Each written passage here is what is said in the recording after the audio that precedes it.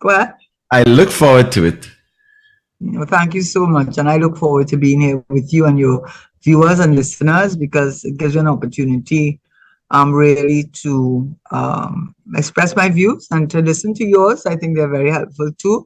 And I've sort of pulled you into it, Yes. into making a contribution, but they're very worthwhile and I value them too. And of course, Richard, of course, my well, on Mondays, I am his co-host, Yes. and I enjoy that. And Ruben, who quietly sits in the background and every now and again sends me little messages to, I don't know, to give me a little, WhatsApp or whatever. Yeah. And of course, Melissa, I always say, as you know, the young people say a shout out, but I really do say that to Melissa Yeah. Stanislaus. She's always so dependable. Yes, she You is. don't, yeah, she really is. When you're doing virtual shows, one of the things you don't want to happen is that you start scrambling around. How am I getting in? Where is the link? I've never had that problem, and she always does it more than in time, so that I don't have to feel in any way under any sort of pressure. Because sometimes you just want to come on and be relaxed, and she does that part quietly in the background. And Yes. every now and again, Ruben gives me some little info, which is very helpful. And of course, David, we have our little chats, and I think all Yes. in all, it's just a really good experience. And Mhm. hopefully, people get something from it. That is the reason for it all. Yes. Yes. Highly appreciated. Tell me, how's the campaign going? Well, I think it's going well. That is a whole conversation in of itself. So rather than I can speak to it, yes. I do so many shows sometimes or speak to, and I have to say the media has been very, word can never be kind because that'll be wrong. They're not on Mhm. my side or against me, I think, but they are fair. They're being very fair to me. Yeah. And I appreciate that a lot. I always made it my business, that when they called, I answered regardless. I said, because there'll come a time you may want them to do, to publish something. And they Yeah. very rightly will say, oh, she wants to call us all the time when we calling her, she can't answer the phone. Yeah. So I have always tried to maintain a respectful relationship with the media.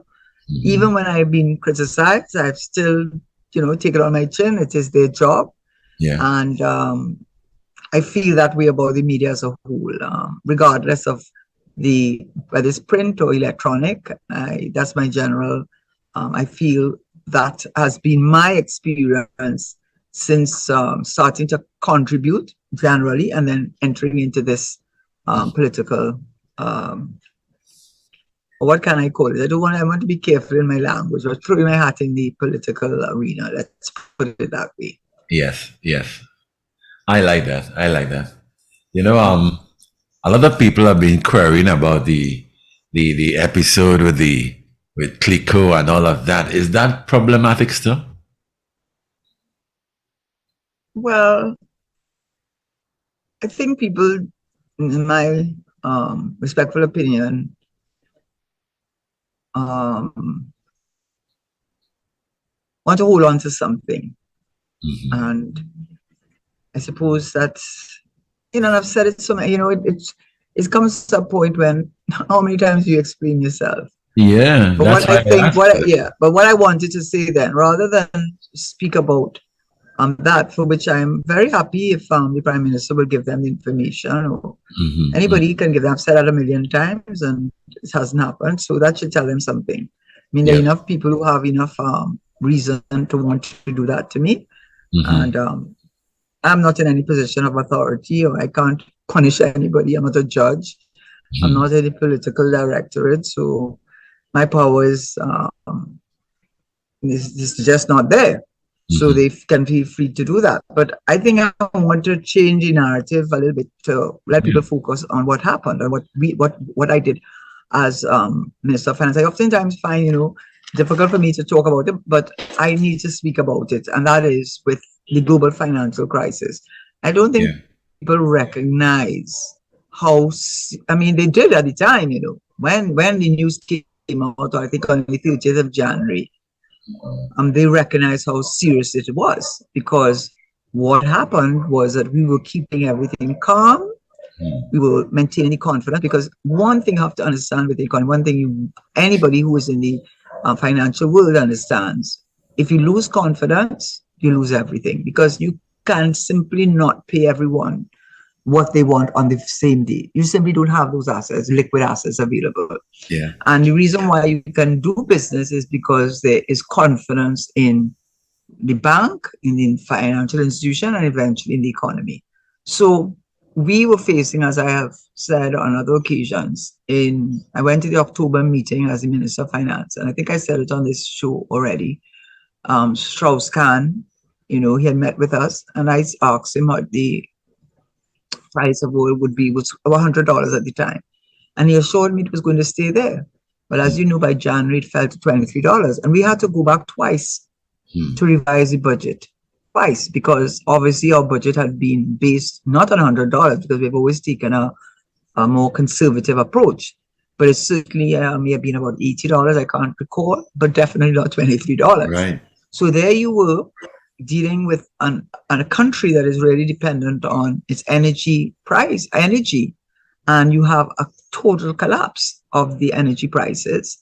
But in addition to that, you had a global, and I want to say the word global, because we seem to forget, just like how we had COVID, Yeah. and we were following what was happening in America and Italy and Europe, what was happening around the world. We're a little country of 1.34 million people. Hmm. And you had huge financial institutions, such as Bear Stearns. I always use that as my classic example, because that one shocked me. I mean, in the weekend, they collapsed because people lost confidence in Bear Stearns. And that was one of the more established financial institutions, Lehman Brothers. What was going on in Iceland? The government almost collapsed under the weight of the global financial crisis. United States, remember, Obama had to come out and help out and bail out the car industry and a number of other industries, just to save them from going under. And the same thing was repeated all over the world. I don't know if people won't forget that. I mean, I, as Minister of Finance, was very aware of that.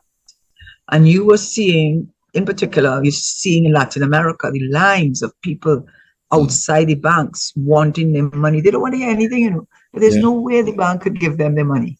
Hmm. Okay. And I, sitting there as the Minister of Finance, finding out on the 13th of January by the Governor of the Central Bank and through his Inspector of Financial Institutions, whose responsibility it was to supervise and monitor these banks and not insurance, banks, not insurance companies, not at that level anyhow, if I can remember.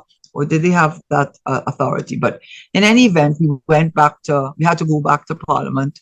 We had a three-fifths majority, and we got the amendments to both acts and gave them emergency powers over both financial as well as insurance institutions.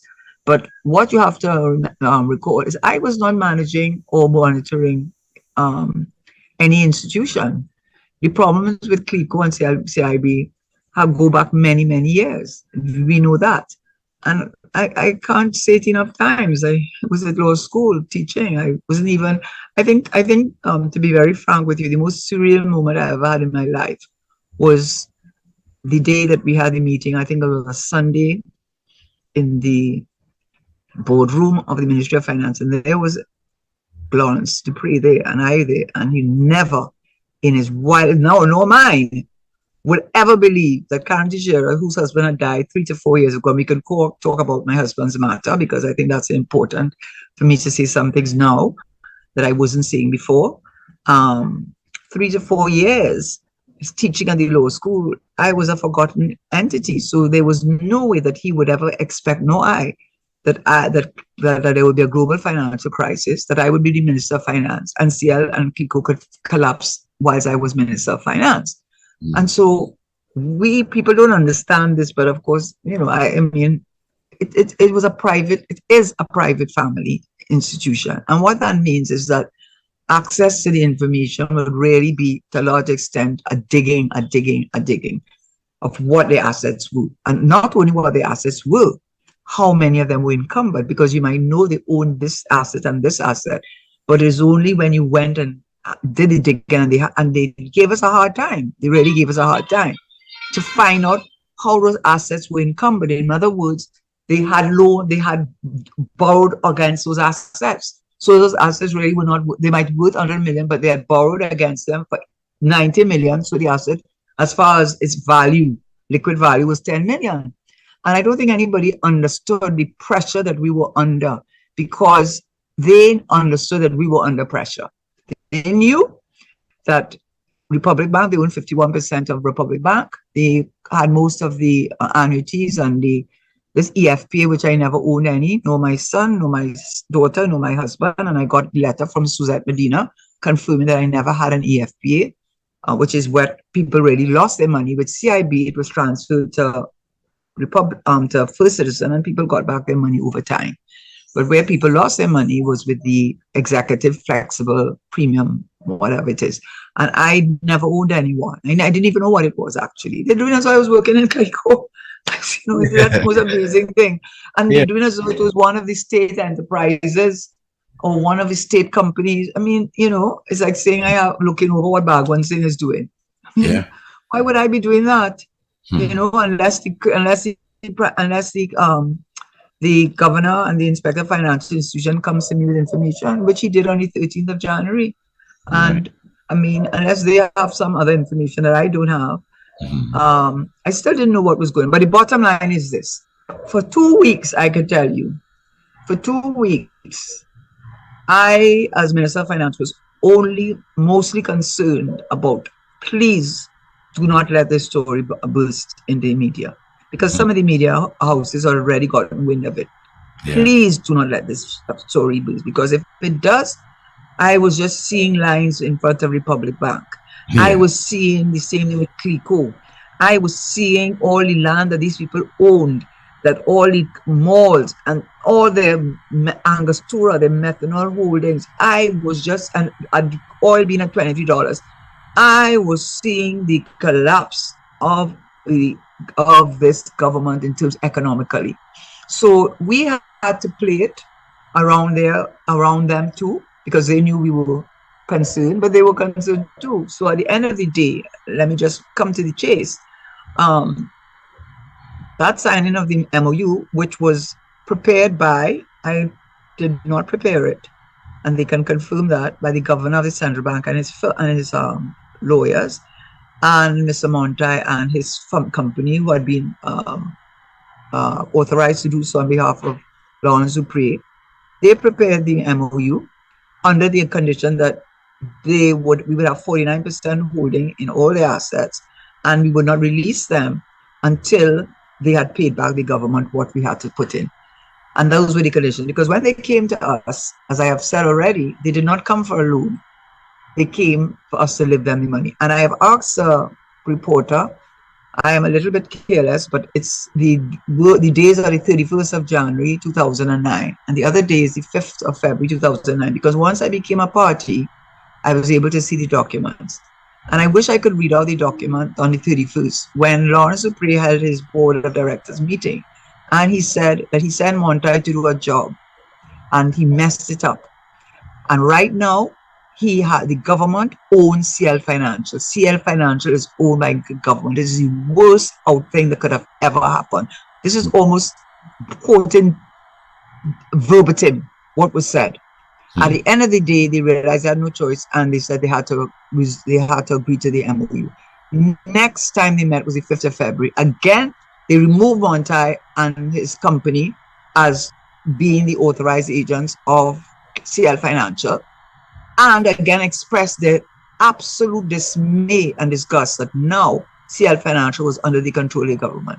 So why people want to talk about me, why don't they say that on that 30th of January, when I stood up together with Lawrence Dupree and the governor of the central bank, against Lawrence Dupree, who after my husband's death, I have said it already, treated me as his spouse so badly that if I would want it to be personal, I would have had a different, but it wasn't about me, it was the country.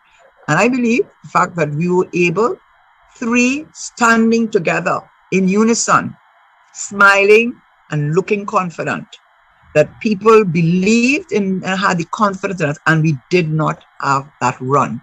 We did not have that run on the Republic Bank, on Clico, at least we were able to maintain a level of confidence. And I will say that had a lot to do with how we managed a very, very, very challenging situation behind the scenes for those 17 days when the rest of the country did not know what was going on. But we knew what was going on. And we knew that we had to get them to sign that MOU. They did not come for an MOU. They came for us to give them money. And they got a shock of their life when they felt that the Prime Minister were instructing me what to do. Well, on the meeting on the Friday, they found out I got no instructions from the Prime Minister. And in fact, I said to them very clearly, you have, we are not going to take taxpayers' dollars to bail you out unless you sign a memorandum of understanding. And Lawrence Dupree has to sign it because he is the chairman of CL Financial, which is the holding company of Clico and all these other companies, that we will have a 49% shareholding in all these companies. And until you pay back the government the money that it has to lend, because we cannot have this collapse of a company of this size and this impact on the economy, especially at that time. Until you sign that, there's no money coming from the government. And we had to do that for 17 days. And I don't think people understand that. We have some minutes. I told them to start taking, because they weren't taking minutes. So they have some minutes, but they're badly taken. And when it came to an end, when Geeta Sakal said, we have nothing to sell on this Saturday. When we talking, she said, we have nothing to sell. So when she said that, we knew they were wasting our time. All that talk about what assets they had, everything was encumbered, and hiding. They hid Proban from us. You understand? It was those 17 days were difficult days. And so we went to the Prime Minister, myself, the Governor of the Central Bank, and Alison Lewis, Permanent Secretary, and told him what the state of play was, and told him that Geeta Sakal said they have nothing to sell. So it is clear that they are, well, at this point in time, they're clearly not solvent enough, but we cannot let them go under, because if we let them go under, the damage to the economy will be too great that it will be too damaging what was going on. So people have to remember that. So when you talk about me taking out my money that I inherited from my husband, and I did take it out, and you cannot bring one person who has every reason to want to get at me to say that, give it a rest now. Go and ask your Prime Minister. And now start thinking about what was done to save this economy in 2009. Try and remember that when you want to criticize. Just try and remember that that was something that was done when I had every reason to let my personal feelings get in the way of doing what was right. This was a company that made me pay the commercial rate on my house when my husband died. This was a company that took away my health insurance and left it with my daughter because she was underage when my husband died. This was a company that had the Independence Celebration, which my husband was in charge of, Russell Tesheira, beloved Russell Tesheira, which they did not invite me to. This was a company who had absolutely no use for me until they came in December and asked Gerald Barnes. They're calling names because none of them could say Latin. Gerald Barnes called me and said he wanted to send me an invitation because they're having the end of year celebration for the agent. And my husband was in charge of all the agents. And I told Gerald Barnes, you can take that invitation and shove it where the sun does not shine. Excuse my language. I said, because they are not going to use me as a photo opportunity. After treating my husband, who had given 30 years of his life to that company, to treat his spouse, because they're treating him that way. And I stood up next to Lawrence Dupree. I did not allow my personal feelings again, and Lawrence thought I would have, because I will tell you, I was told that Montai said, oh gosh, tell the minister to go easy on Dupree, go easy on Dupree, no fragile. They didn't understand. It's not about me, it's about the country. You just remember what I said. And I've given too many names, I've given too many details that it cannot be true. I am easy to show that I am not telling the truth. I've given you too much detail, and everything I've said is true. So why don't you think of me putting the country in front of my own interests? And then why don't you give me the benefit of the doubt Because up to now, why can't you bring that person? They have enough people. I cannot have exhausted that topic. And if that's all you can come with, that tells you how tenuous your arguments against me are. But talk about what I did when I was the Minister of Finance, when we were facing a global financial crisis, and we had to go twice back to the to the Parliament to revise a budget when the oil prices collapsed on us. Why don't we talk about that for a change? Yes. Thank you so much. I think we need that to be clarified and put to rest once and for all. Richard is here with us now, Karen. Yes, I know where he is. Where he is. Yes, I know I where know he you like to see the is. picture of the Last Supper. So you know Correct, I'm home. baking that bread. Yes, You know in the Last Supper you had a Judas. You know, you have to have a Judas among you. yeah. He Politics didn't is a stay let me around. tell No, you, in no, politics. he didn't stay around long enough because it was in that meeting the Lord told him, go and do what you must do now. Kill himself. Yeah. But these Yeah, Judases, yeah. these Judases Send him we have, away. don't have conscience, you see. In other words, These Judases Those don't people- have a conscience. they don't. Because you have to remember, the Judas, to all fairness, which I found was very unfair actually in that movie, that they made the Judas a black man. I found that very disgraceful. Yes. I mean, I don't understand. How could you do that? I mean, you're really trying to fight against all kind of racism, and you could only think of all the apostles, the one that is the one to betray Jesus as a black man. I mean, Yeah. what do you think? You know, they're not going to do that. What's to tell that? future generations. That's why they did that, to inform future generations. Of To what? stay away from anybody. If you're not white, they could potentially be a Judas. Yeah, that's education, because you know they talk about black sheep in a family. Yes. They talk these things. So when you come up now and you put Judas as a black man, who's I mean, the that traitor? was so disgraceful. Yeah. They can't do that now. That's what they do. That's what They they can't do. try that now, you know. These Some times of have the- these times.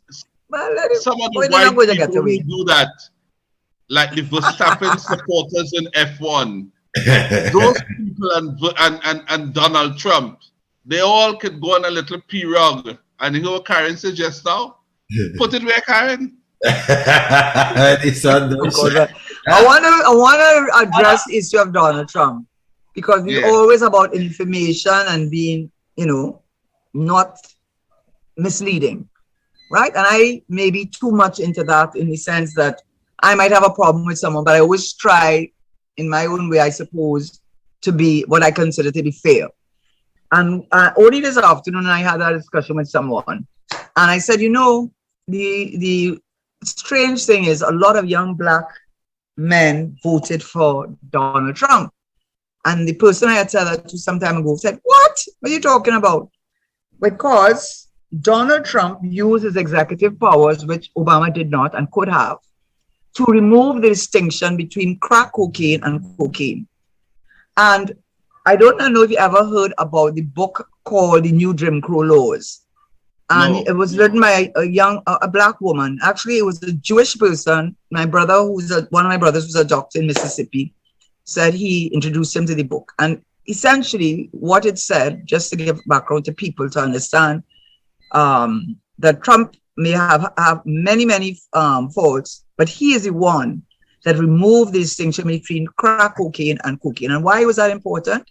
Because crack cocaine carried a much higher sentence, and it also a mandatory sentence. 3 strikes and you're out. Not only 3 strikes, you are out, but the probation requirements was so extreme that many of them spend more time for breach of their probation than for the original sentence. Whereas the Wall Street boys snorting the cocaine, the Hollywood people snorted up the cocaine, they did not carry the same sentence, and it was not mandatory.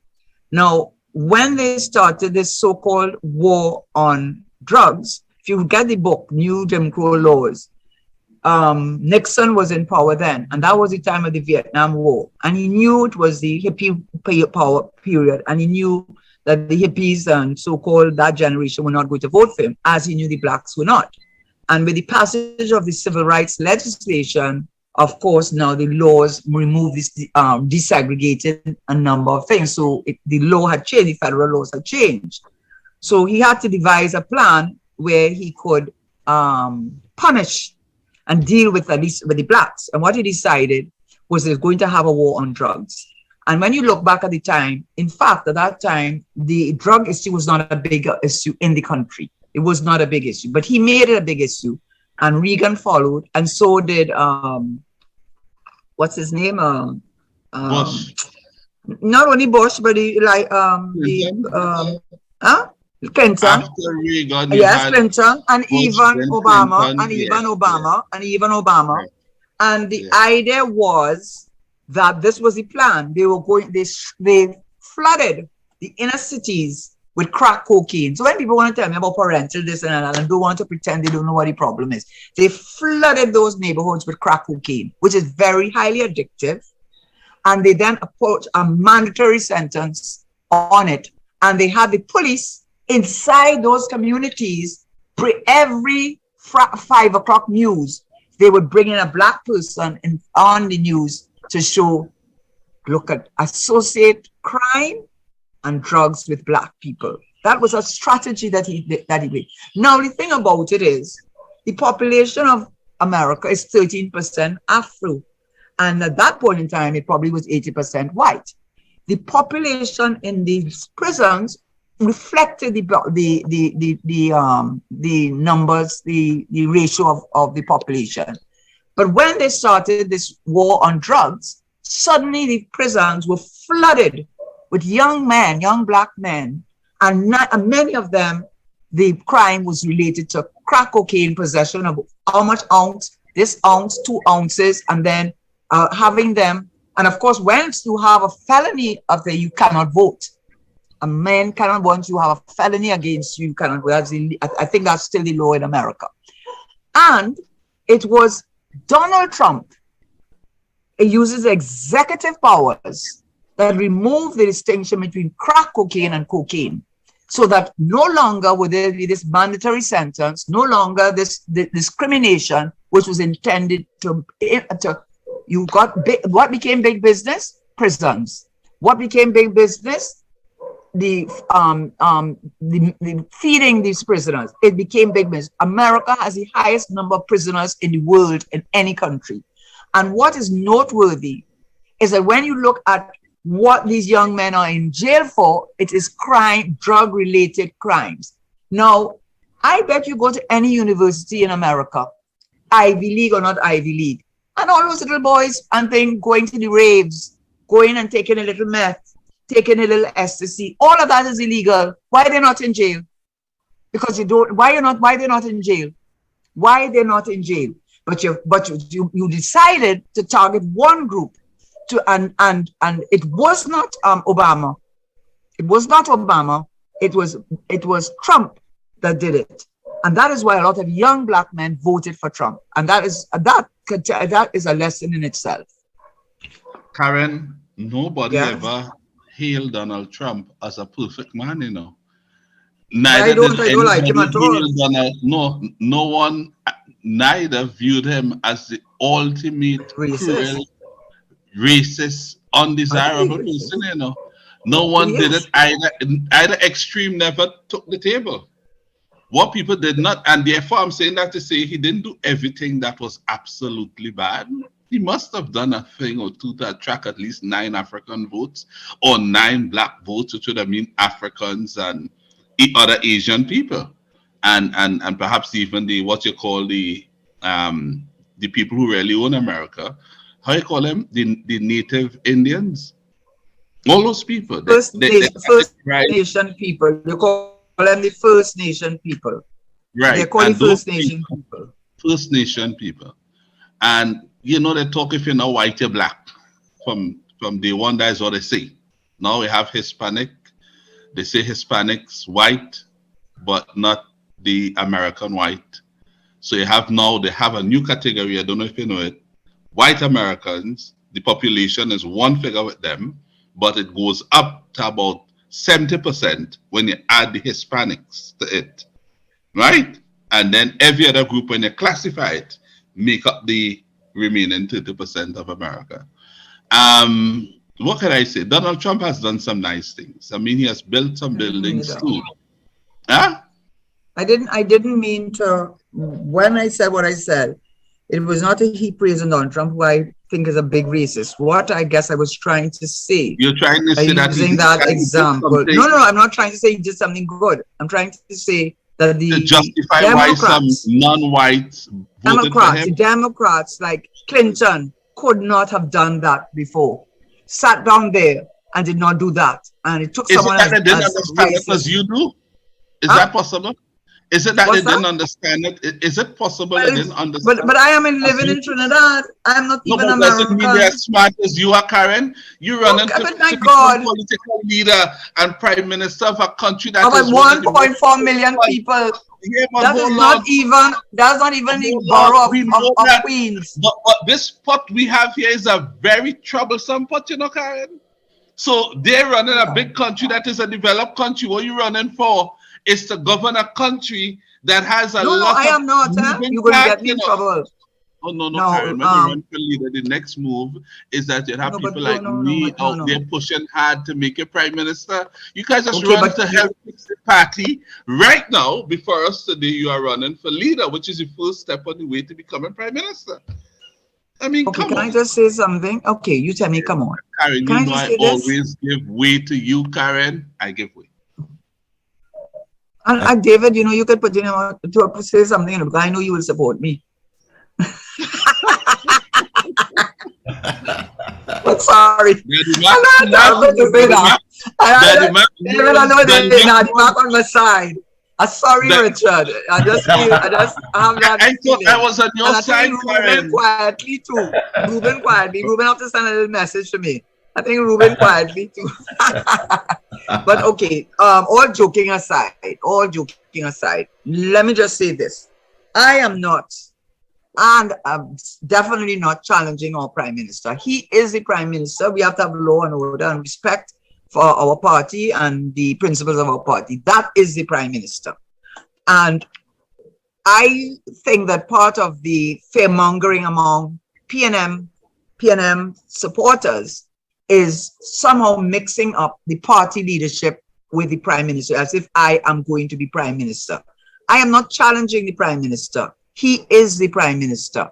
And I'm making that point because those who wish to be detractors wish to then say, hey, look how she's challenging Rowley and them for the prime minister. I am not. What I am doing, and I understand what you're saying, so I will address it now, if you will allow me to, Monsieur Noray, is this, that Karen, the leadership... You have the platform, Karen.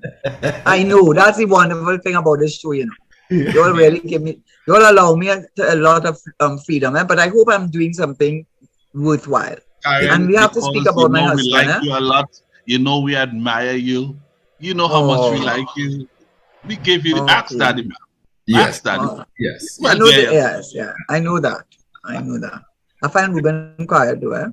It's all right. Ruben comes across as an apolitical individual. Yeah. Oh, but it doesn't matter. It doesn't mean this is not politics. We're talking about whether... Anyway, leave that alone. So the point about it is that when you're looking at a party, as I've said on your show before, and it needs to be repeated again, you're not part of a football club, a cricket club, which has its raison d'etre, its reason for being a club of people coming together, socializing, playing games, which is a good objective. A party now is not being formed unless it has aspirations to national governance. So the party's reason for being is to be able to attract enough persons to get into government. To get into government. So you start that transitioning starts from the leadership of the party and how the party conducts its business. And one of the things that the People's National Movement has always said is talked about accountability, transparency, integrity, and use those words, and it flips off people's tongues very easily. But where we have gotten an opportunity this time as an unusual time to see the transition from party leader to country leader, and whether in fact those values that we hold dear as a party have translated into the government. And I do not have to say it myself. We've talked about it before, about the insensitivity, the alienation. We could go on and on about the fact that the Prime Minister, I actually saw the clip just yesterday. What's wrong with people getting rich? Rich getting richer, so they're getting richer, then the poor get everything. I mean, and in that tone, a kind of intolerant tone. Well, he knows that's not true because that has been debunked. That theory of the trickle-down economics, which we talk about, he knows, and I know he knows enough to know that that is not true because he has enough advisors. And that trickle-down economic theory, where you reduce, in the case of America, the lower the tax rate and deregulate a lot of these financial institutions, the idea is that it would create more jobs, it would trickle down, and so on and so on and so on. But Reaganomics and Thatcherism adopted it, and it failed because it did not happen. It went to a certain point and it stopped. So to say that is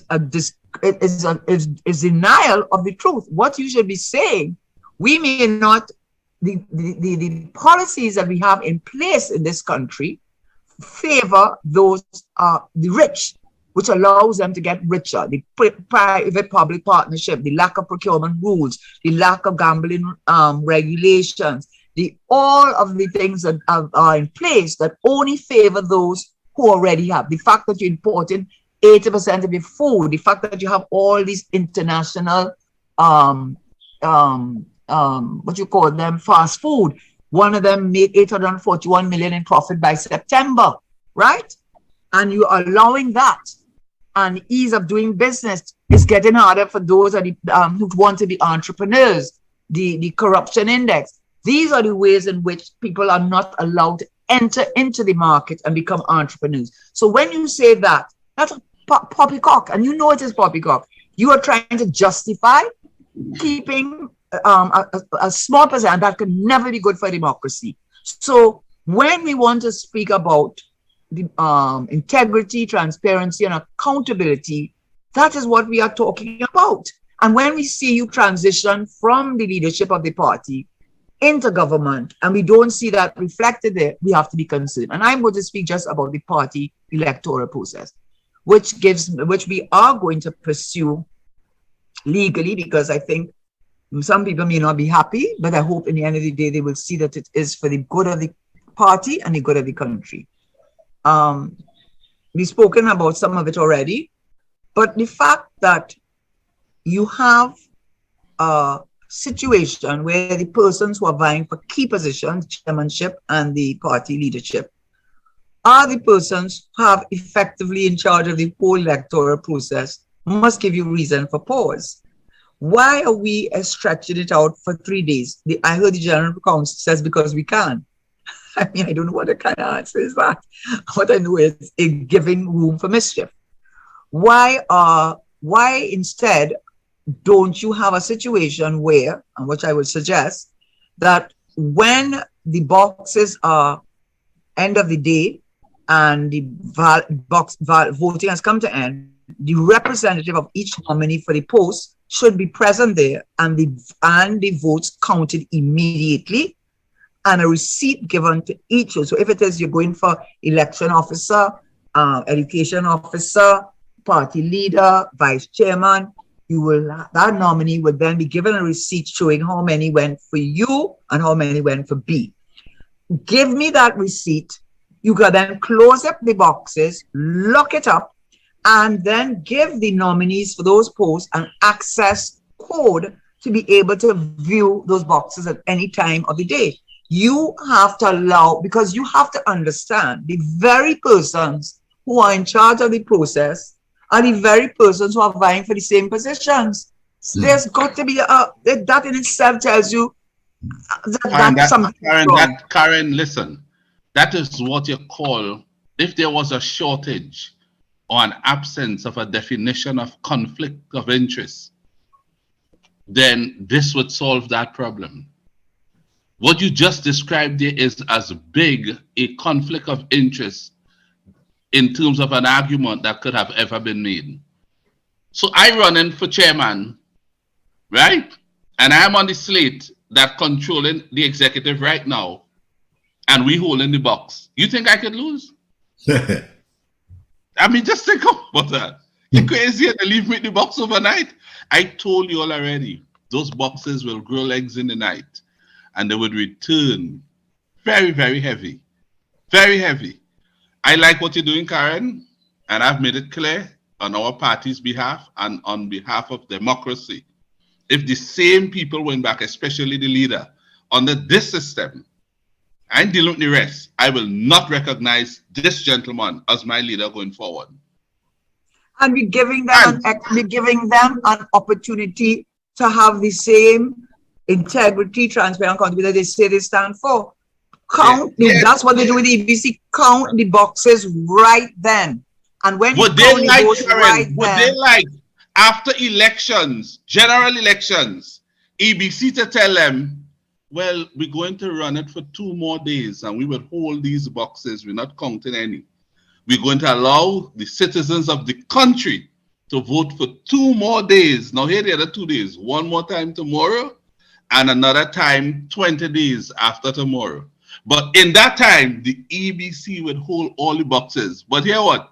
Some of the politicians who run in could also line with some of the officials who hold in the boxes. They can be, they're not official, they are part of the EBC now. They're part of the EBC, yeah. They're working with the EBC. And when they go home to sleep, those who run in would be with the boxes. So they're official, not that they're doing it on the sly, you know. They're actually appointing them to be part of the EBC, whoever is the party in power. I saw what this government did with the procurement legislation, and I view that as legalizing criminal activities. That's how I saw it. And the other thing, Richard, the 23rd of August, you know how many people would like, but I thought the party's aim and objective is to increase its membership, because if you get more people in the party and in part of the electoral process, it means that you're increasing your chances of success in a national election. But you close it off on the 23rd of August, and letting the constituency know. Nobody knows that the 23rd of August. So you have disallowed everything else. I'm sure if they're going to have a meeting, you will hear it all over the media. Meeting here, meeting there, powerful lineup of speakers. You're going to hear that. But something to inform the members, hey. Not only members, future persons who would like to join. Potential members who may want to join and participate. You keep that quiet. That's not for everybody. I mean, come on, what happened with us and democracy in our organization?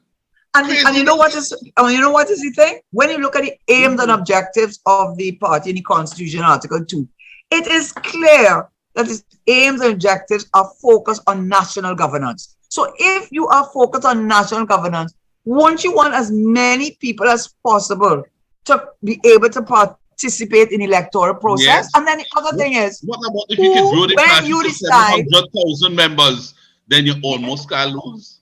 Yeah, not only that, then you decide who is on the preliminary list and who going on the final. Because and who is deciding that himself to himself?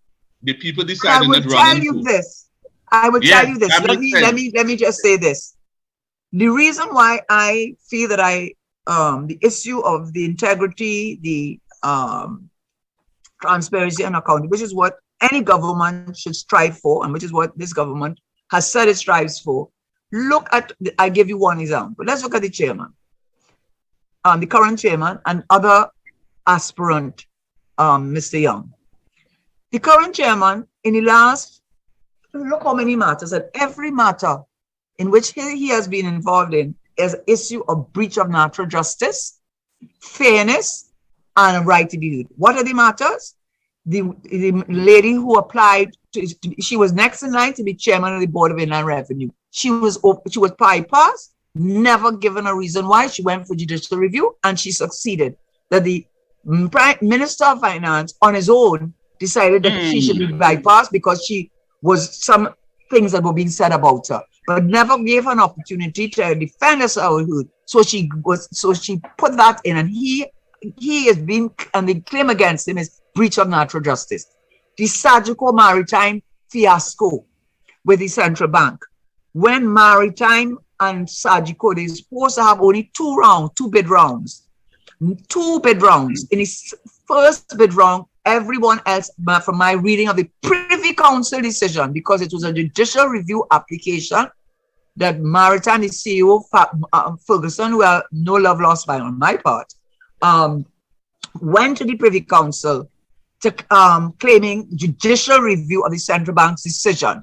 The central bank, instead of just doing 2 rounds, which they normally do, after the second round, the clear winner using the factors that they look at was Maritime. Instead of awarding it to Maritime, the Minister of Finance came out and they did a third round, and which was not a year and a half later, a third round, and awarded it to Sagicor. And said it is because and he said, and before the central bank came out and said it, he had a news conference saying that Sagicor got it because Maritime didn't have the experience. Well, getting judicial review, the bar for judicial review at the first level is fairly low because you just have to have an arguable case. But to get an appeal, which they appealed the decision of the lower court that Maritime was entitled to judicial review of the central bank's decision to award the Clico business, traditional business, to Sagicor instead of to Maritime. What they say is when you appeal a judicial review application, it becomes extremely, the bar is very, very high for you that application to be accepted. That the judicial review will not be allowed. And they lost at the appeal court. The Privy Council said it has to be exceptional circumstances at this level when we will not allow a judicial review application to succeed. And of course, they lost, and the Privy Council ordered that the decision of the central bank be revisited because they believed that the Maritime had an arguable case. But the point is that our Minister of Finance, before it was announced formally, came out and said we gave it to Sagicor because they are more established. So that's Sagicor had more experience. Yes, that's what he said. Imagine that. They had more experience and that they were more stable. Yes. He said they were more stable. They won. How long Maritime is around? Not only that, they won. They won on the second bid, so they decided to have a third bid to get them to kick them out. Money for the same business from Clico. So if Clico had offered $1 million, 100 million, Maritime was offering 200 million, and you blank them. So it's not only that. To give it to somebody who's paying 100 million less. I see already. Also have, I want a commission of inquiry by the next government into the affairs of how they dealt with the CL financial assets. Richard. He won 7.5 million. And again, you know why? Yeah. The lack of transparency, fairness, breach of natural justice. So this is the chairman, Jawala Rambaran, the Vincent Nelson, the judge calling 6 of them to answer why they didn't answer. Not Vincent Nelson, the Gary Griffith. I know them well, you know. My comments here have caused them to come after me in another place, but I line up senior counsels long like an avenue, you know. You understand? I know them well, you know.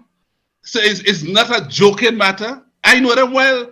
They go after people. Once you're not singing what they want to hear, watch out, you know. Well, I'm a citizen of this country, and I'm a member of the People's National Movement, and I became a member by my own choice. I chose to become a member of the People's National Movement. I didn't join the People's National Movement because I think it would have given me a degree, or I think I would have been a better citizen than not being a member of the PNM. I chose to be a member of the PNM because I like the philosophy flowing from Eric Williams, and that's what the party represents and would stand for. And what Eric Williams created had nothing to do with this group of fellas. Nothing. I did not join any one of them. They are nothing more than mere members of the said party. And we are saying for our party, come up with a system that will produce a fair outcome in this internal elections. Dr. Eric Williams would not have had this pass as democracy. No way. You heard what he said about democracy? About what the democracy means to the country? That is not now being applied in our party, you know. I said already, it comes across in our country today in terms of the ineffective governance, the poor governance that has caused murders to be over 500 today, that has seen our economy from 2015 move from recession to depression, that has seen our economy constantly moved negatively downwards, and as a result have people being shot here, there. You read the letter in the papers from the former Chief Justice wife, where the bandits got into her house? No. Didn't read that? Where no, but I read other the Labastide, pull the papers, the Labastide. Oh yeah, the Labastide. Yes, yeah. Where she just forgot to lock the back door. And as she thought of it, in came a person wielding a big machete, or whatever they call it. Machete, yeah, whatever. But yeah, I will call it a tree line. Right? Forgive me, folks. Yes, a tree line. Everybody, all the folks know that. Yeah, well, this is communication, eh? Thank you, Daddy Mac. Everybody knows that. Because the word they use, me didn't even know that. But I didn't know it had such a nice name. If someone said, no, it's not tree line, it's a machete, I might say, well, come in. But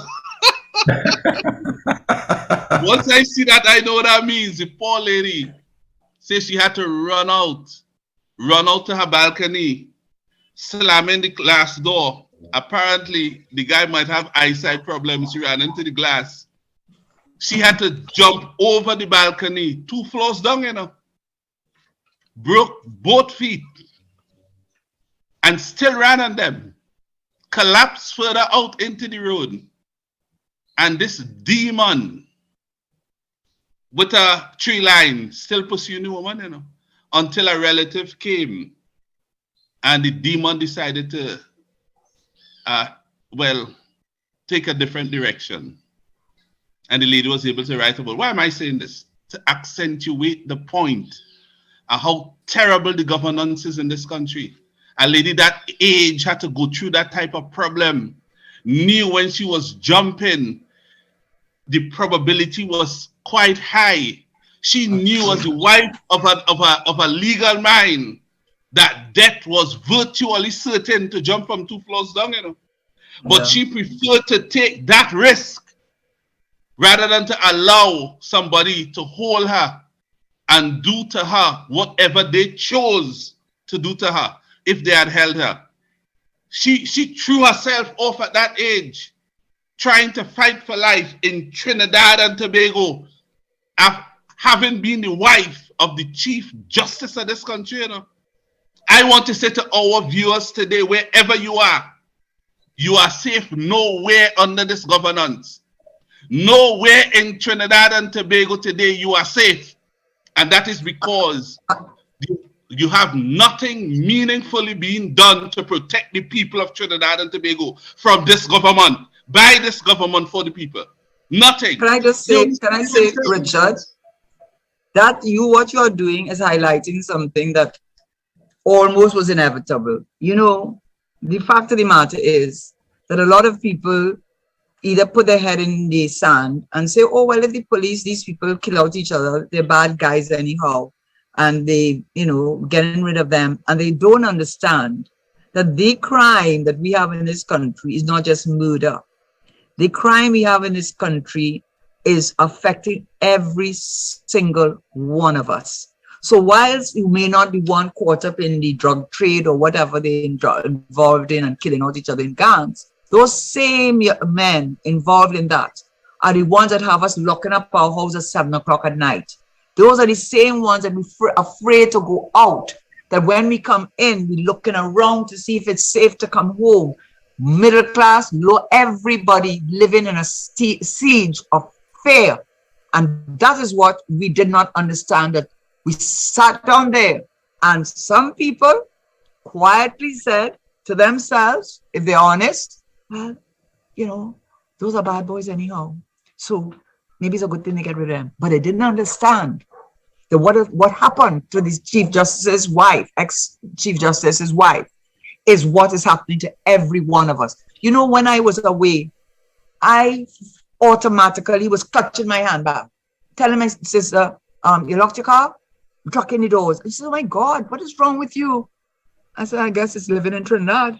Because that's how we are mentally conditioned now. Yeah, we're so and you conditioned now. Over the world. Yeah. Yeah, so what people don't understand, that this crime. Developed country, you're watching the driver hard, you know. You are not want to make everything. Yeah, you want to make sure he you're living in a constant state of anxiety and fear. And what we did not want to understand is that when we saw the murder rate going up, and we think, okay, they're killing out each other, you don't understand. It was only a matter of time that it would come visiting you. You could go down the road at night. When I was in Barbados, I would walk at 7 o'clock. I'm afraid. I don't want to walk. They tell me, no, you could walk. I said, no, I'm not going to do that. I said, if I was going to Trinidad, I cannot walk at 7 o'clock at night. Trinidad and Tobago, keep it wherever you go. Right? Because this country is in a constant university on a daily basis about protecting yourself and becoming aware of your surrounding, you know. Every day you're being taught, all the time you're being lectured to in that, you know. So when you go away, how you could just disentangle that from your conditioning? It's not possible. So that you would apply it wherever you go. Richard, your little children, when you were children and you go by the neighbor and you ride your bike, you can't even let your children go and ride a bike. You have to stand and watch them. You have to be on guard all the time. You're going to I am outside the school, parent, as the bell ring and they come out. I can't open my door before I see them, you know. I don't know who will jump in. So I had the door locked and I walked in through the glass. And as I see them, I move the vehicle closer to the stairs. And as they come close enough, I open it and say, jump in quick and close the door. Because listen, the type of people who have prospered and continue to prosper under this poor governance, this type of governance that has cleared the way for criminals to be attacking citizens in this country at will, with no sense of protection or safeguard, coming from the government to give the citizens some degree of assurance that, listen, we are here, don't worry. You have to do these, you have to take these precautionary steps yourself. It's in serious trouble because you didn't have no government or nobody had nobody out there to help you, you know. You had to help yourself. And let me tell you something. Karen, you could say to the country today, one of the most important functions of a government is what? Let me say it. I know you will say it. National security to protect the citizens of the country. Yeah. And to me, that is the biggest failure today. Let anyone who's a right-thinking, reasonable citizen of this country today stand up and say, crime is not absolutely out of control in this country today. Let them challenge that. Richard, what I found now, why it is really coming home to people in a way it didn't before is because now they say that nobody's safe. Nobody is safe from this crime in this country. No way. But I want to read from you to you. It was actually in the Express before you read it, I was saying all of that to say this kind. I don't want to lose my point. Okay. I said all of that to say this. That is an explanation, Karen, all that I just said. And I had a lot more to say. But that... Go ahead. You go ahead because we have the time. Hear me now, Charlie. We have the time. Go ahead. Yeah. And many other things, Karen. Those things together serve as an explanation. As you know, the meaning of an explanation is to give guidance, to guide the people to understand why they have to hold elections for 3 days in the People's National Movement and allow some of the people running against you to be people who will be supervising the boxes, because they know for themselves they don't stand a chance under our Heavenly Father, Jesus Christ, to be victorious in this election? They know they don't. So the only thing they can do is what they have done, which will produce the outcome that they want. That's why they did it. No other reason. There's no plausible justification for what they did. So they have come to the realization, we fail the people of Trinidad and Tobago. Things are worse than they have ever been before. We spend almost $500 billion. We don't have 2 buildings to show for it. The population hate us more than they have hated anything else before. I think so. We have become the most unpopular bunch ever in the history of the country. And you know what? We are facing internal elections. They're going to blow us away. So we need to do something if we intend to stay together. I want to say to you, their leader used to say, it's a mafia. It's a code. It's a code. They keep each other's secret. Guys, the group of guys he was talking about, he knew well what he was talking about, you know. What they call it, it's a code of the Sosco. When his voice almost broke up. Yeah. You remember that? It is a code of the Sosco, whatever that means, I don't know. But you know, they call it the Cosa. They call him the Cosa Nostra.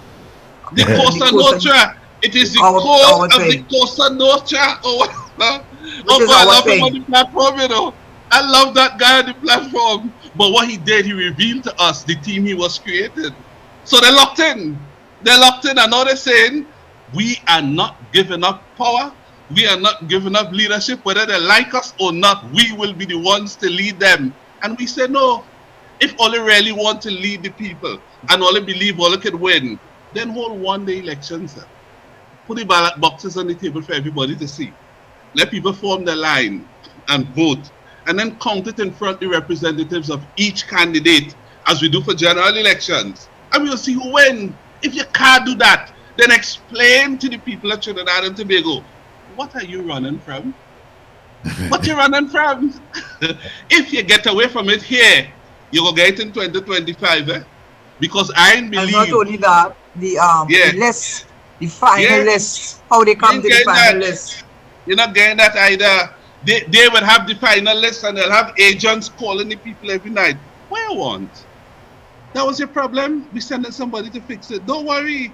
Go and see this one. Call him now. This is the number. They'll have another minister. Yes, I was looking out for your call. Come by the office tomorrow. We'll take care of that. So they had a list. That's what they're going to do, Karen. They're going to give people a lot more promises. They're going to get them matched out to vote for them. And when they say, forget them now. And they're going back to normal. Talking about promises, this is what I wanted to mention now. Talking about unfulfilled promises. The Express, I think about 2 or 3 days ago, did an article on whether the crime promises were kept. And they gave a list of them that they had made and have not yet been realized. And these included an improved DNA, the ballistic forensic capabilities, increased in the number of drones in crimes, used in crimes, updating the fixed wing asset officers, establish a police CCTV command center, immigration use of biometrics, expand the national recruitment of forensic investigators, expand and operationalize a police service marine branch, investment in tasers and body cameras, procurement of interceptors for the Coast Guard. That was some of the promises that have yet to be realized.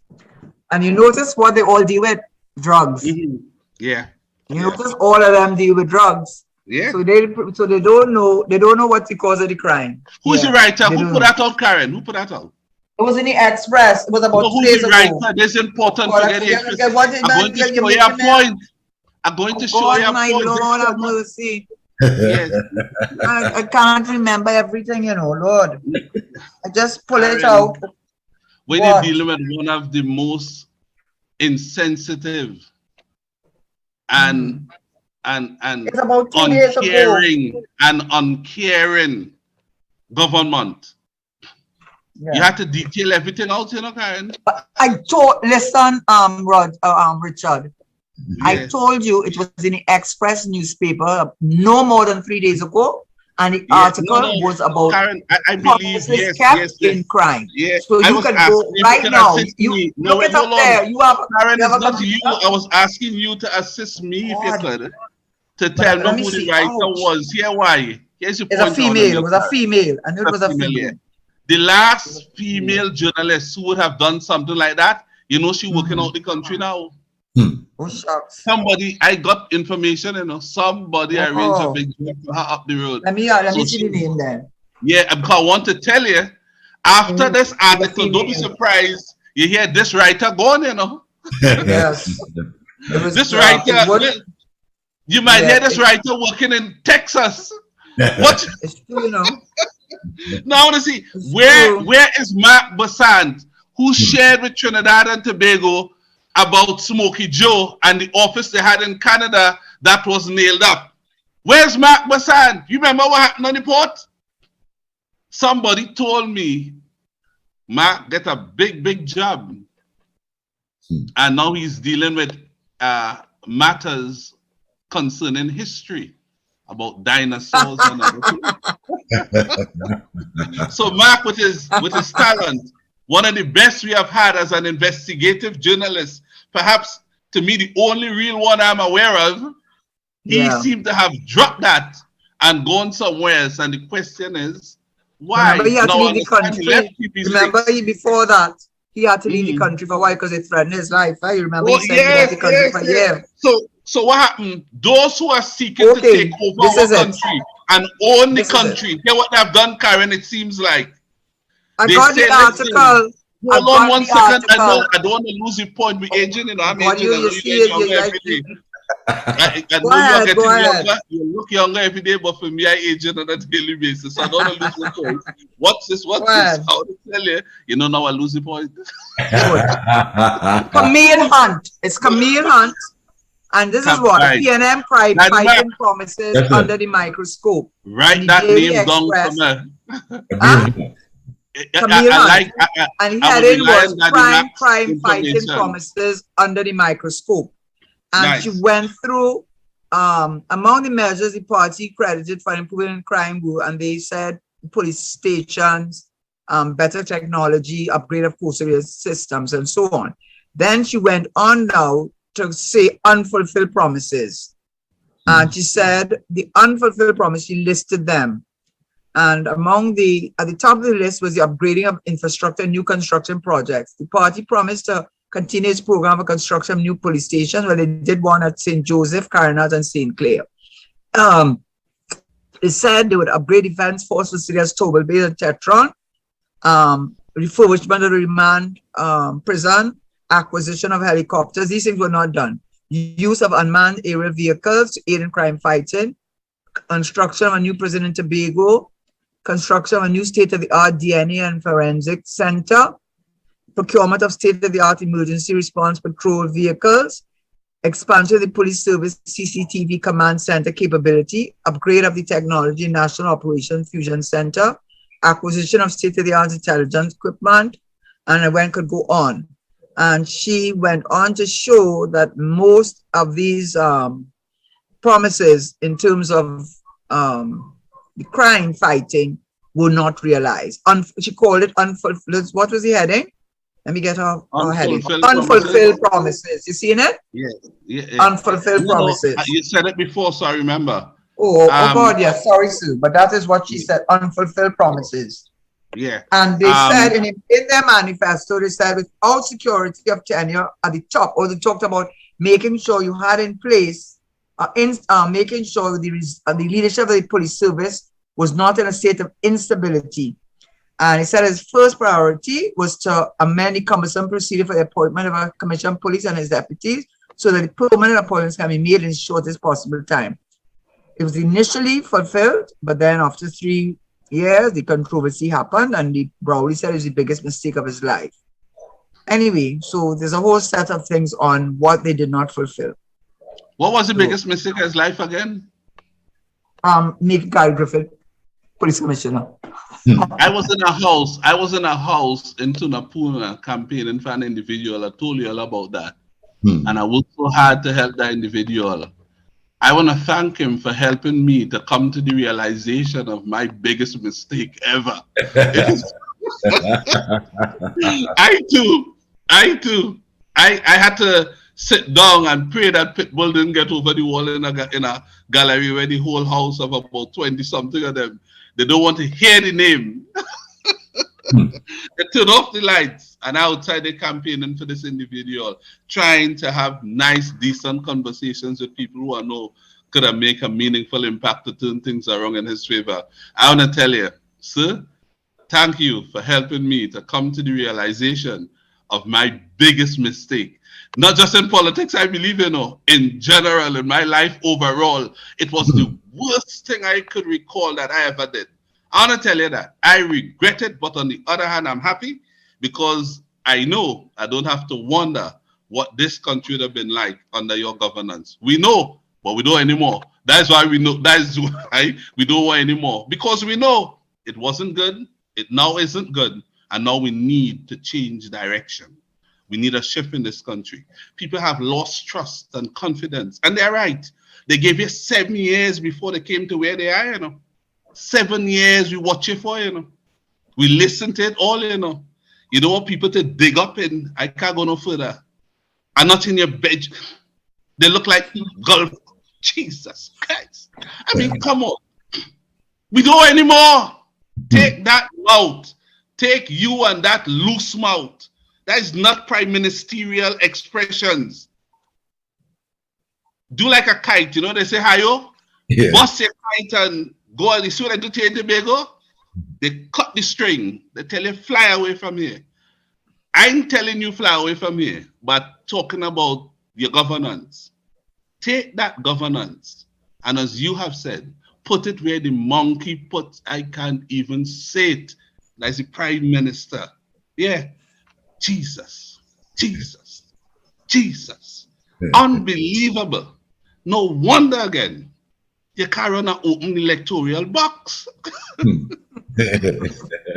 know the outcome. I can't hold there though. I would say to you, if I were in your position and I had loved office in such a way, I might have done undoubtedly precisely what you have done. Because I know that's the only way I would have a chance. So you give yourself a chance. Give yourself a chance, partner. Give yourself a chance. I think they're afraid of the change. They're afraid because Karen, if the change comes, the amount going to be revealed. That is what happens. Themselves that is 100 times. When all those things going to be made public about what the aggregate in money would be, and people just sat there in cabinet and allowed those things to pass. You understand? And see people move from being okay to becoming super rich. And while they were becoming super rich, people were becoming super poor. And they sat down there and allowed that to be done. And then they told the people of this country, you want everything overnight. Go back to coal pot and all kind of craziness and absolute nonsensical expressions. But I have faith and confidence in the people of Trinidad and Tobago that they will reject this foolishness. I say to those in authority, well, let's stop talking to the people of Trinidad and Tobago now. Stop annoying the people of Trinidad and Tobago. That's what you're doing all the talk now. You all annoy the people of Trinidad and Tobago and ask you all to stop annoying us. People not even taking you alone anymore. Even when all they pay for commercial, when people see all in TV now, they know that it's a time to take a break from the television. All they don't believe me? It looked like they spent over $200 million to Tobago, not so, in the campaign. If where they get that money from? But where they get that money from? Yeah, one station, all, I switch to the next one, all, I turn on the TV, the same thing. Well, I said, Jesus, you're crazy. And then look at what I get. Where the money look at what I get Tobago. They almost got 15-0, The one they won, they had to recount. How much they pay for one seat? Over $200 million, boy. You must know when people don't want it. I mean, that's enough for you to say, look at Liz Truss. Liz Truss wanted to make one move that would have benefited the people of England, but her approach wasn't the best. You know what the lady did just after 40-something days? She said, I apologize. It was for you all. My approach, it was one designed to fix the situation in the shortest possible time. But some people felt that while it was good, it should have been done differently. For that, I resigned. She resigned. She took the high road. Down in this country, people shooting out. You saw what happened down by Pennywise. Not one minister put their hand up and say, this shouldn't happen in our lovely little country. And since it happened under my watch, I must do the honorable thing and step down. Not one of them, Crime out of control, they come to tell you. It's a parental problem. So we elected a government to lecture parents about parenting. And those who come in to do the lecturing about parenting, they are well known for saying, I am not in a bedroom. I come on, you're crazy. Richard, you're on a roll today, man. Because it's hurtful to see what our people are going through, Karen. They are becoming conditioned to accept very little or nothing. Actually, can I just quote something from Noble Douglas? Exactly what you're saying. I was so impressed. I always read him, because I think he's quite brilliant. And this is what he said. And I actually, when I did my, this is what he said on exactly that. Yesterday's papers, he's one of the contributors to the opinions on a Sunday. So he was talking about the Vincent Nelson case. And he said the current Vincent Nelson issue, which is shrouded in mystery, opaqueness, and he spoke generally of the fees paid to attorneys by agent and other public entities. But this is what he said. This behavior leaves citizens in a confused, angry state. Every time this type of situation happens with no consequences, citizens believe such conduct by the privileged is acceptable, and the bar for expectations of public officers gets lowered. The descent into corruption gets normalized. The behavior is no longer unethical, but becomes expected. The rule of law is hindered, and the government becomes delegitimized. When the legitimacy is lost, the integrity of the private sector and country's development are undermined. Inequality worsens, and we will witness the insidious growth of money laundering, gun rackets, the drug trade, and human trafficking. That is from Noble Douglas in yesterday's Express, and he could not have said it better and exactly your point. It becomes normalized. Yeah. Normalized, yeah. That was an editorial. That he does, they have contributors that and you have like Ralph Mirage, you have Theodore Lewis, and Mariano Brown is in the Guardian. But the Express, I always read their opinions because I think that most of them, like you have Selwyn Cudjoe, you have Theodore Lewis, you have Ralph Mirage, and you have Noble Douglas. I just call in when I go through the papers who I read. Andy Johnson. But I'm saying on a Sunday they do about 5, and then of course Martin Daly. So I always read Noble Douglas because I find he does his. I just like his style, and I think he makes really good points. And yesterday when I read James. I like Dr. Winford. I like Dr. I like Winford James. Yes, he's very practical and pragmatic, and down to earth and so on. But I just thought that when I read that yesterday. He really said it. He said, we have now become so conditioned to crime and criminality and unethical because nobody gets punished. It's like almost as if it is normalizing that behavior. And that then allows it to flourish. And it's right. Because as though we have accepted it. It's a way of life. Right. It's part of our norms. And that's where we are. That's what what the governance from 2015 to now has inculcated into us. That's what he was saying. That has positioned us to be where we are. And the person what I found for that is no one else other than the Prime Minister of Trinidad and Tobago. Absolutely, what people have to realize too. Of this country, he has turned his back on the people, it appears like, of this country. He said, you said it earlier on, there is nothing wrong with making the rich get richer. And the rich in turn will turn around. Can you imagine that? I don't know where he has seen that model. Since he said it, our Prime Minister says something that would trigger a reaction. Well, I went researching. I have never seen that model. I've consulted lecturers on it, professors. Nobody knows of that model. But hear what one junior lecturer told me in Yuma. He said he heard about a university they were trying to create in the Balkan forest, something like that. and they were teaching all kind of silliness up there, and it became known when one of the graduates came and was trying to apply certain things to a company. And they said, when you went to school, they tell them to check it out. They shut it down completely. And what he told me about that place, because they said that university was not accredited, the lecturers had no qualification, they were using what they call long ago magic, where they look to the sky and all kind of nonsense to guide them in this modern time, you know. I would send you a link to read to check it out. But they said the problem was, people actually believe that was the way of the future. Well, I want to tell you, based on what I read, I am now coming to realize, like, some people in this administration went to that university. Based on Oh my God. Oh my God. this is madmanism, you know. Richard, No, this Richard, what you are Richard, witnessing is you on a madmanism. roll today. You on No, a I'm roll telling today, you. Richard. No, this Can I is just introduce unbelievable stuff, Karen. This is Richard, unbelievable. Yeah. Richard, we only have 20 minutes left, and I would want to mention my husband's matter. Did I mention it last week? Did I mention it last week? Because it was the judgment was given. You did, but you had. Okay, well then let's leave it alone. Let's talk about. But then I want to give you the rest no, the because, remainder of the time. We no, you go ahead. Karen, hold on, Karen, hold on. You're running, Karen. And I felt, as a caller told me the other day, no, I can only give Karen 10 minutes and the woman running. I say, you know,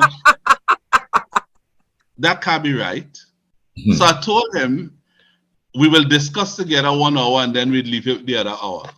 But since we reached this far, I'll give you the remainder of the time. Tell us how you campaign. I will defend you, dance, eh? I had to tell you can dance. Yeah. I saw you dancing. Yeah, you find so. I would always love you or something like that. Oh. I saw you the moves, Karen. I saw You have the moves, She is just beautiful, but the lady have moves too. What is that? Karen, I saw. Anyhow, no, I have to be fair to you. You usually allow me almost to dominate the conversation. And I really do appreciate that. So whoever told you that, I think the 10 minutes was because I don't think you do that to me. I just kind of gave you a little buff because maybe I wanted to make a point and time was running and I knew we had to go to the 6 o'clock. So maybe that's why I said it. Listeners told me the other day, Noray, you know, we love hearing you. But you know, you have a very nice voice. I always tell you that. A nice woman, eh? But she, you know what she said? We like Karen's voice more, you know. So I had to give way. I mean, come on. No, we are together. We are. I love my voice, but they love yours more. What do you want me to do? Oh Lord. So, oh Lord. You know, No. when John the Baptist, you see my picture in the back there? When John the Baptist was baptizing people in the river, what was said when what he was telling them? Someone more powerful than him was. Yes. That I'm not then even when worthy. That one came and he baptized them. When Jesus walked off, he told the crowd, I must now decrease so he could increase. You remember that? So when they told me, when I was told that about my voice, that they love so much, I said then, on a Mondays, my voice must decrease so Karen's own could increase. And there it is. Yeah, but you know what though? But you know what though, Richard? Today is unusual for you though, I have to say. No, it's true. It's true. Yeah, I agree. I think partly too that you are in your home and not in a car or an airplane or bus. I think that may have something to do with it. You're home. Karen, I think the best show I did with you so far is when I was in Scotland. So I was there with a lot of Asian people and I had my phone on the screen. You all remember that? Yeah. So in the restaurant, I don't know where you are. You're all over the place. Well, I'm telling you, you remember I told you I was in Scotland? So I was doing this show from a Chinese restaurant named something close to Yamaha. Yes. I remember the name, right? Yes. But so I was upstairs. So they see me talking, and then some of them came behind me to see. And then the whole restaurant, people stand up eating the food. And then they said, he's talking about the Prime Minister, you know?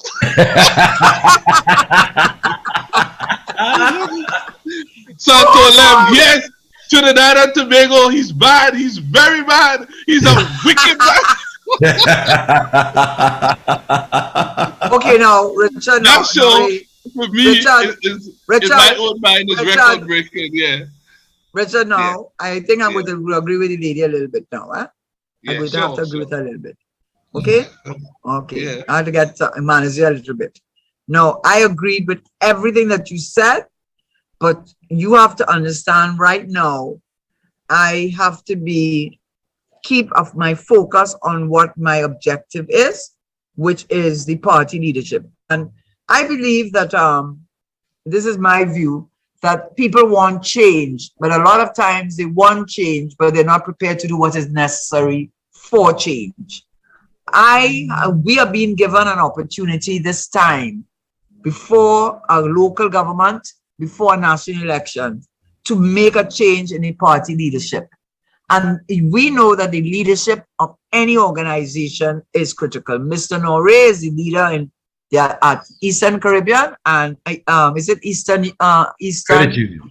Credit Union? Sorry, which I must say, when I used to live in the East, I always admired the way that building was constructed. It was, and it still stood the test of time because it has a timeless quality to it. I have to say, it has maintained a timelessness, a grace that many buildings become dated after a while, and that is not so for that building along the Eastern Main Road near to the. Because I used to live in the East for most of my large part of my life. And I would say that the leadership of the party is critical. And what we are trying to do is not to break up the party. We're trying to work for the party. We want to see the party, the skepticism, the cynicism that has stepped into the country. We want to see a restoration and belief in the party. And I have been forthright. I have been an open book as far as I am aware, and I have offered myself in service of the people of Trinidad and Tobago, and firstly in the party, because if you offer yourself for the party and you are successful, it means that you're heading for national governance once more, and that is the what has the motivation for me. So why I'm saying that, Richard, is because some people take my challenging the party leadership as if somehow that is a wrong thing to do, that it is not right for me to go up against the prime minister. But the prime minister has enough on his hands, and he seems to be having some challenges managing what he already has on his hands. So he should welcome an opportunity for someone else to take over the reins and to support the party into it reaching and continuing in national governance, because there are problems and there are issues. And we know they are, and you know that they are, and you can't fix what you don't acknowledge. And Richard, you talk about, I don't decide who is in your bed. I mean, how could you tell women that? How could you, in response to domestic violence, tell a woman, well, I don't tell you which man to put in your bed? I mean, how could you be so insensitive? How could you tell people how you know how to manage a woman as if it's what you call it, you're playing a golf course, or you have to mow it? And what kind of vulgarity is that? How is it that you will have your ministers talk the way that they have spoken? When Patrick Manning was around, no one dared. I could tell you that. First of all, he never spoke in that manner, ever, and no one dared to talk about cold pot and macaroni and ham and all the vulgarity and the insensitivity that we have seen displayed by ministers. So something is really wrong. And it starts at the top. With everything, it starts at the top. So we have to get that ship right. We have got to bring us back to our moorings, and we have to attract people back to the PNM, because I am sure we have lost a lot of people because of the cynicism that has crept in. And what you're seeing with the young people, yesterday when we did a kind of a launch somewhat, we had a youth speaker. You know what she spoke about all the time? She spoke about the drugs, the generation of young men who are lost because of them being dependent on drugs. You are not seeing that, Prime Minister. You are not seeing that party leader. You are not seeing that chairman. You're not seeing the damage they're doing to the young generation. If we continue like that, this country is a lost cause, And that is why there's a sense of hopelessness, because people feel that there is really no hope. And what is their choice? Leaving the country, telling their young children as soon as they qualify to leave the country. We should be attracting them back, like how Ireland did. When Ireland had the International Financial Center, one of the things, and there were many disbelievers, many people who said, no, it could never happen, it could never happen. You just have to have faith and confidence, vision and mission. And eventually they were able to build up an international financial center. And they got so many of the young Irish professionals to return to Ireland, to build back Ireland, and to make the International Financial Center the success it has been. So we want to do that for Trinidad too. We want you to come home. We want you to contribute to the development of this country. We want to see income equality. We want to see you become an entrepreneur. We want to see you participating in the business life of this country. We want you to feel proud and feel part of this country. And that cannot happen unless we have the right leader steering that boat. And it starts with the party. And I believe that the right leader and the right direction and the right chairman, which is, of course, from back in the day, we know him, the Butcher family, the Ken Butcher, who was successful against, under all kinds of, people felt he could never do it. He won his seat in Barataria by, I think, nearly 9,000 votes to then the incumbent, who lost by about 4,000 votes. So the point I'm making is we are people with experience. We are people with a love of our country, and we are people who are committed to seeing our country restored to where it should be. And so that what I read about Noble Douglas, that I never have to repeat that again, that we will see a bright light at the end of the tunnel for Trinidad and Tobago. So that's all I really wanted to say.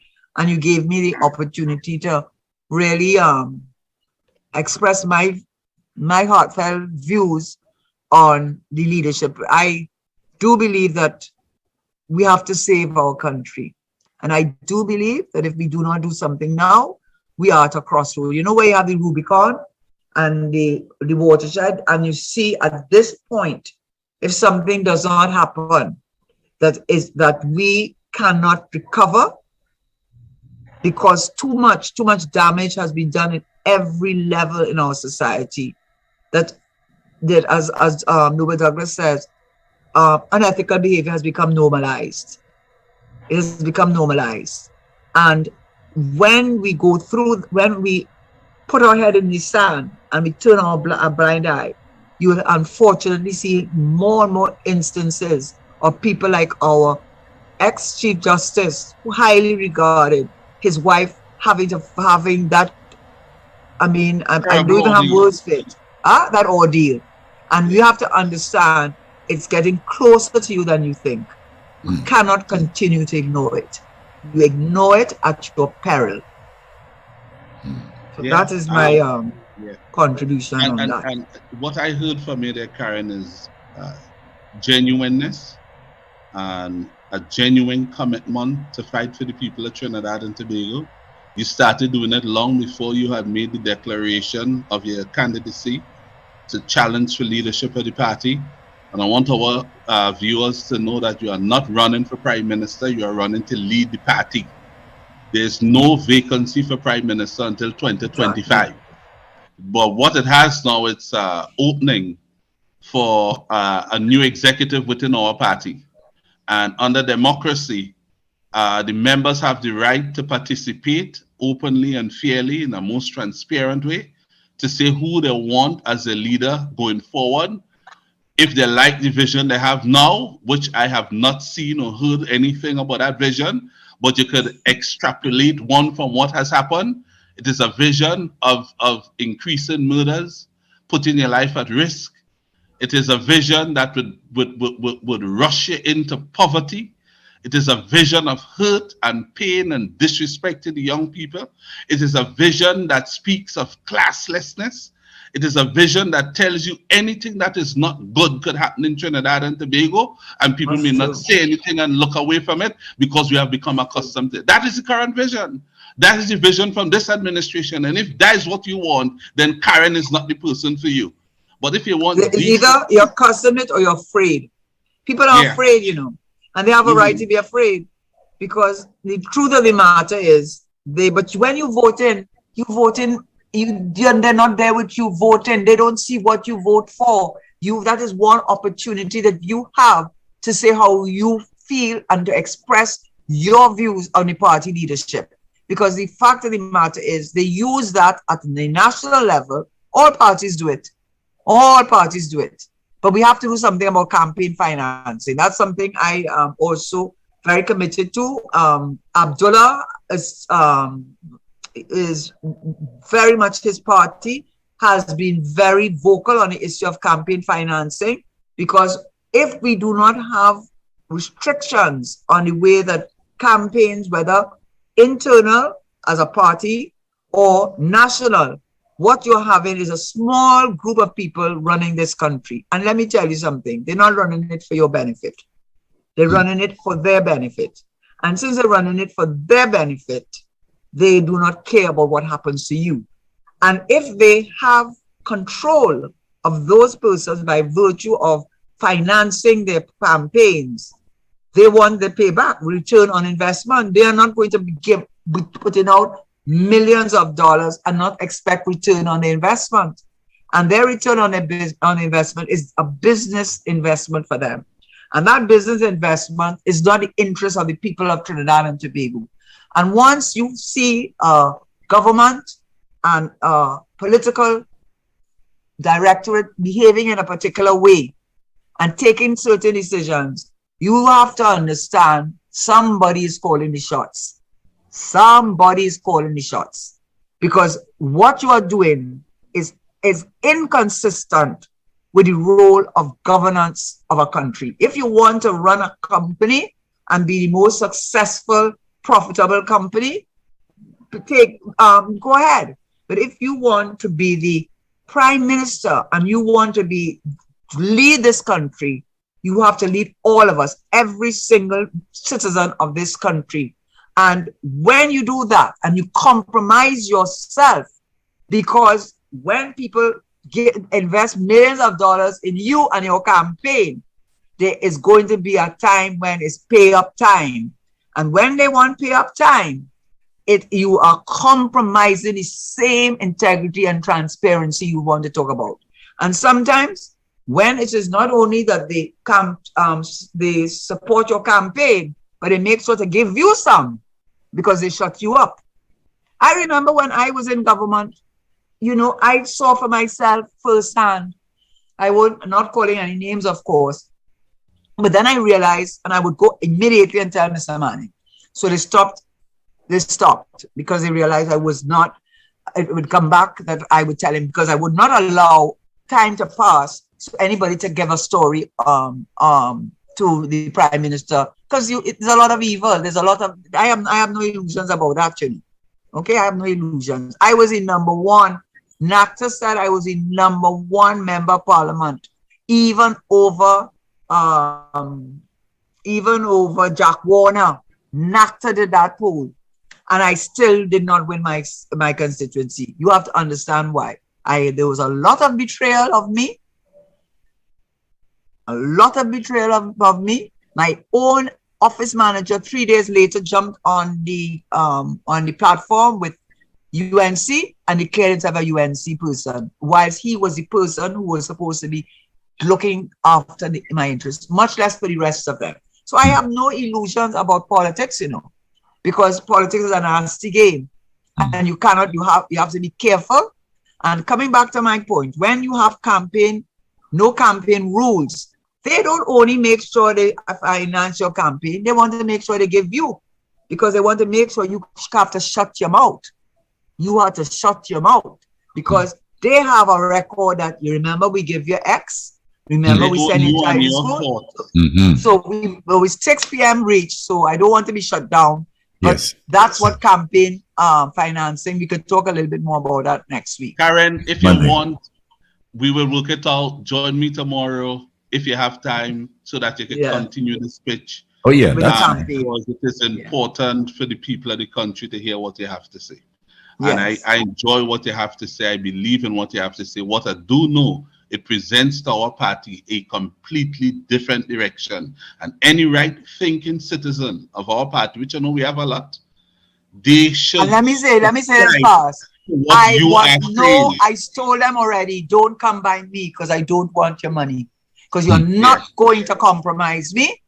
I love my country and I love my people. And don't come to me because I am not the person that will facilitate it. Okay? So Very good. I made that Very very good. clear. Very, Already very feel clear. like- And understand that. So I have And no when I hundreds see- of millions of dollars When I supporting see- me yeah. because I don't Every time- want anything that will compromise time- my integrity. You're very right. And every time a good journalist shows up, they go on somewhere else to get promoted. Daddy Mac, you had the name of the journalist? Camille Hunt. I want to say congratulations to Camille Hunt. Your promotion is on the way. Good paper. Okay, I'm gone. Yes, thank you, Karen. Yes, thank you, Richard. Bye-bye. News. Or maybe until tomorrow. Yes. Yeah, maybe until tomorrow. Just let me know. Okay, that's it for today, folks. And our discussion that started at 4 and ends at 6 every day, Monday to Friday, right here at Power 102. We got news straight ahead with Dennis James.